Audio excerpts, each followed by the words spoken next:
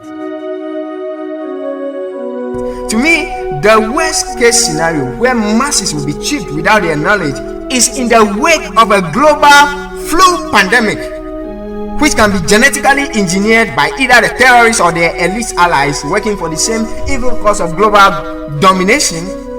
For instance, look at it. In the past 10 years, the world has witnessed flu pandemics from SARS, H1N1 to H5N1, and many, many more. And the sad reality is that many of you don't know. And there are reports of these things being manufactured, these diseases being manufactured in the lab.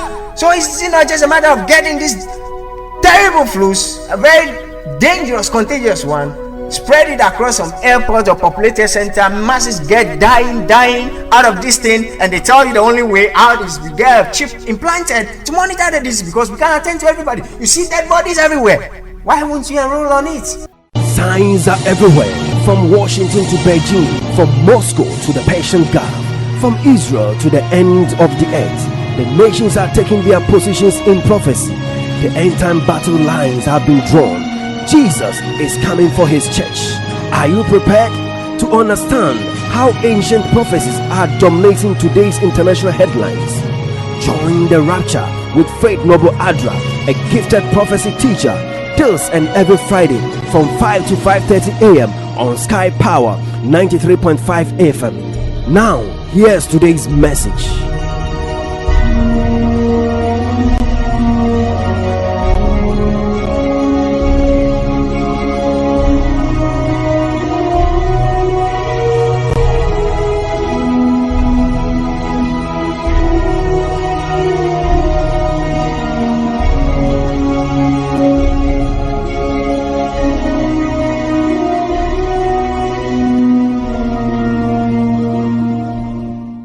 Beloved, you're welcome to the program. I'm glad to be here today, and I can tell you that the signs are everywhere. Jesus Christ, the Son of the living God, will come one day, and I tell you, it will be a great day. And those of you who will be around to see the left behind things, you will be a living witness to that. But I caution you, if you have not yet made a decision for Jesus, better do that, because the world is going to be taken by surprise. We've been studying on the beast system, and I'm telling you, this subject is so interesting, and the fact that the evidences are all over. I spoke to you about the RFID chip last week. Today, I want to show you a number of reasons why it will become inevitable for the microchip to be implanted in humans. And I'm going to give you cases from around the world that it is already happening. And the most dangerous thing is that this thing is, some of you will not take it, but it has a lot to do as far as the mark of the beast is concerned. It's actually what is going to be used in the tribulation to implement that total control system. Let me show you, give you something in Revelation, the book of Revelation chapter 16, verse 1 to 2. Then I heard a mighty voice from the temple say to the seven angels, "Go your ways and pour out on the earth the seven bowls containing God's wrath."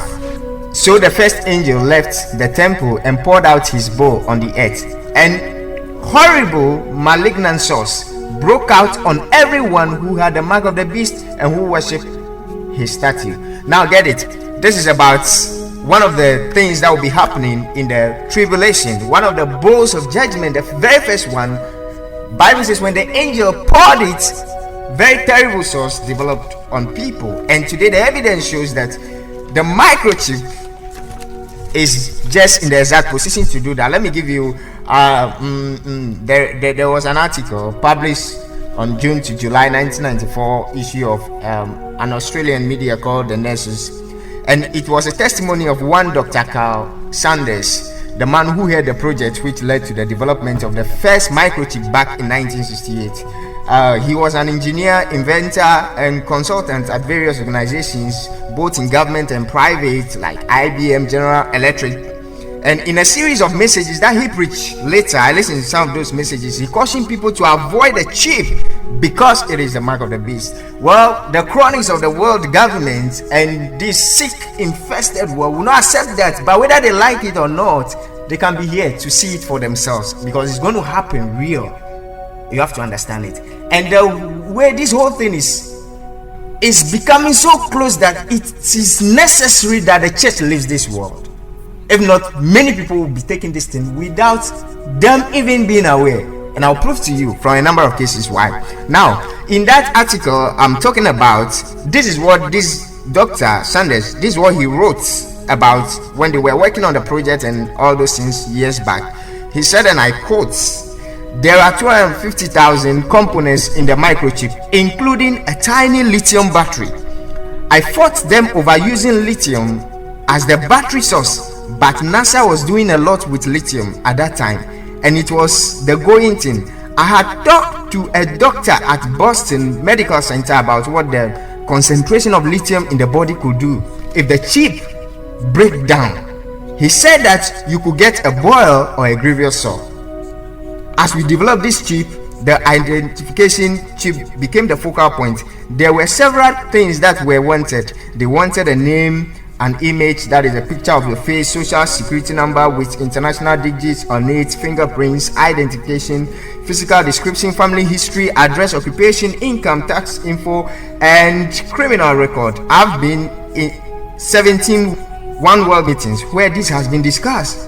Meetings in Brussels, Luxembourg, and blah blah blah. Now, you see what I'm talking about. Today they will dispute it. Okay, that is no problem. But the point is this: it is a known fact today that the microchip actually contains lithium, because the battery that is used to power it uses lithium.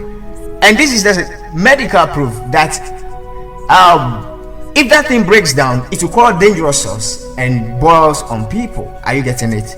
But they don't talk about that aspect of it. Then we have this in Revelation 16, that in the tribulation, if you don't know Jesus, receive Jesus into your heart today.